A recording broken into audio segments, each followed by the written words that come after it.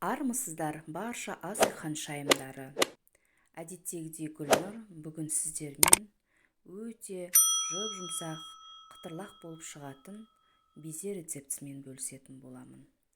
Ол үшін осылай таза құрғақ ыдысымызға жұмыртқамыздың ағын және сарысын ажыратып аламыз. Бізге керегі ағы, сол үшін ағын миксеріміздің ыдысына осылай ақырындап сарысын араластырмай бір келкі етіп екі бөлікке бөліп аламыз.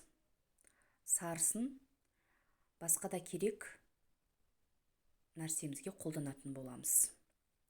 Міне, сарысы мен ағын ажыратып алған бөлігін осылар миксеріміздің көмегімен жылдамдығын ақырындап арттыра отырып, аппақ ақ көбік болғанша миксерлеп аламыз. Одан кейін осылай алдын ала дайындалған қант ұнтағын ақырындап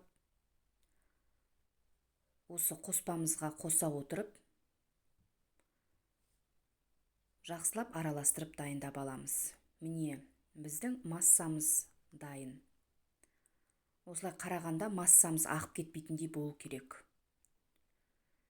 Міне, дайын болған массамызды ендігі кезекте кондитерлік мешогымыздың басқы бөлігін кесіп алып, одан кейін кондитерлік насадкамызды салып, одан кейін кез келген тағамға арналған бояуымызды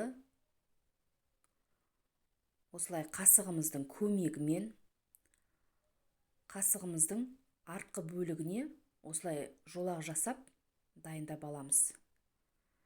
Дайындалған жолағымызды осылай кондитерлік мешогымыздың шеткі бөліктеріне жағып шығамыз. Ендігі кезекте дәл осы мешоктың ішіне алдын ала дайындалған ақуызымызды салып, лопаткамыздың көмегімен, одан кейін формамыздың бетіне пергамент бумагасын төсеп, осылай кез келген түрде әсемдесеңіздер болады. Мен торттың бетіне қоятын болғандықтан осылай екі түрі бойынша дайындап жасап алдым. Міне, біздің тағамдық красителіміз осылай әдемі болып көрініп шығады. Екінші кезекте қызғылт түсінде қолдандым. Сіздер де дәл осы рецепт түрімен жасап көріңіздер. Ендігі кезекте алдын ала қызып тұрған пешімізде 1,5-2,5 сағаттай дайындап пісіріп аламыз. Достар, егер рецепт ұнаса, менің каналыма тіркеліп, лайк басып, комментарий қалдырсаңыздар болады. Мен сіздерді қуана өз каналымда күтемін. Назарларыңызға рахмет. Сіздермен болған Гүлнұр. Келесі рецептте жолыққанша.